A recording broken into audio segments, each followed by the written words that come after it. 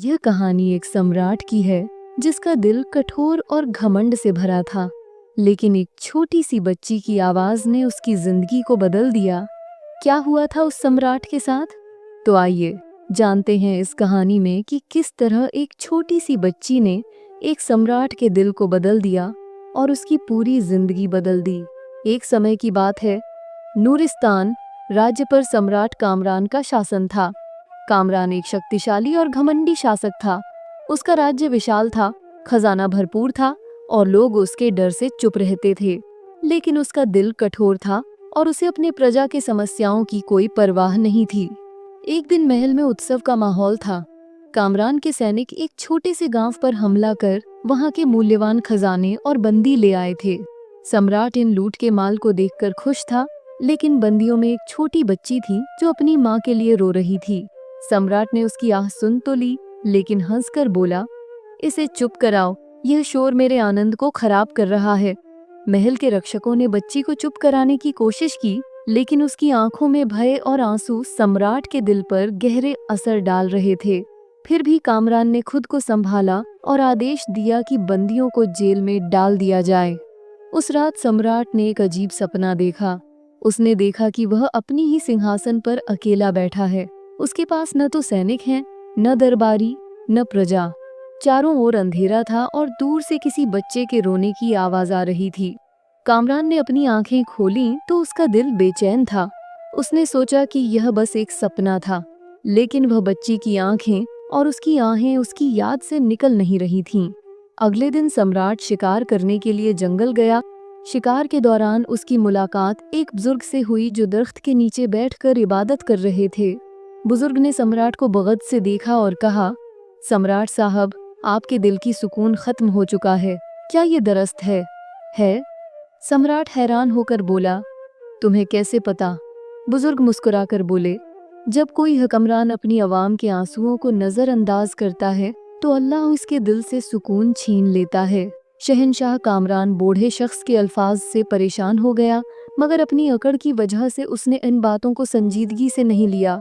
उसने शिकार खत्म किया और महल वापस आ गया, लेकिन उस रात फिर से नींद उससे दूर हो गई।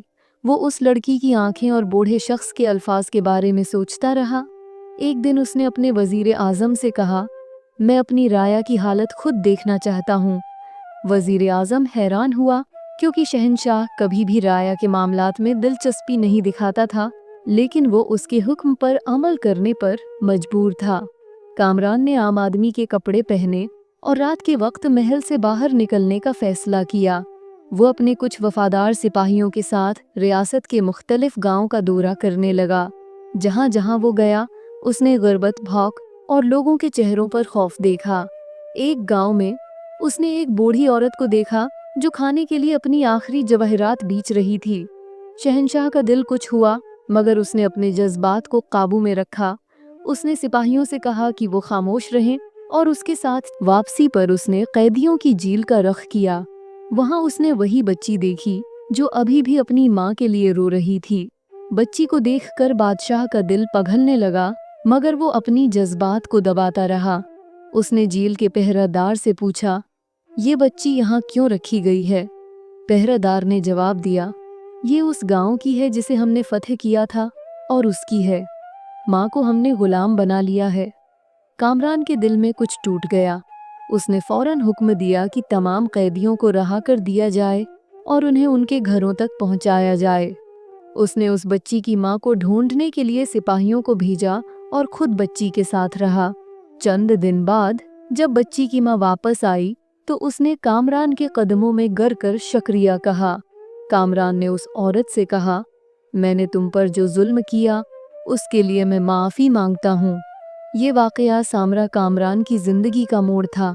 उसने न सिर्फ अपने हुकूमत के असूल बदले, बल्कि अपने महल के दरवाजे हमेशा आवाम के लिए खोल दिए। वो लोगों की बात सुनता, उनके मसाइल हल करता और अपनी दौलत का इस्तेमाल उनकी भलाई के लिए करता। जल्द ही नूरिस्तान की हालत बदल गई और सामरा कामरान को इंसाफ का दीपक कहा जाने लगा। लेकिन कामरान हमेशा उस बच्ची और उसकी माँ को अपनी जिंदगी का सबसे बड़ा उस्ताद मानता रहा। यह कहानी हमें यह बताती है कि जीवन में कभी किसी को कम मत समझो, क्योंकि हर इंसान की किस्मत में एक ऐसा पल आता है जो उसकी जिंदगी को बदल सकता है। सम्राट कामरान की तरह हमें भी अपने दिलों में सहानुभूति और इंसानियत का जज्बा जगाना चाहिए। धन्यवाद कि आपने यह कहानी सुनी। अगर आपको यह कहानी पसंद आई हो तो वीडियो को लाइक और शेयर करें और कहानियाँ सुनने के लिए हमारे चैनल को सब्सक्राइब करें। अल्लाह हाफिज़।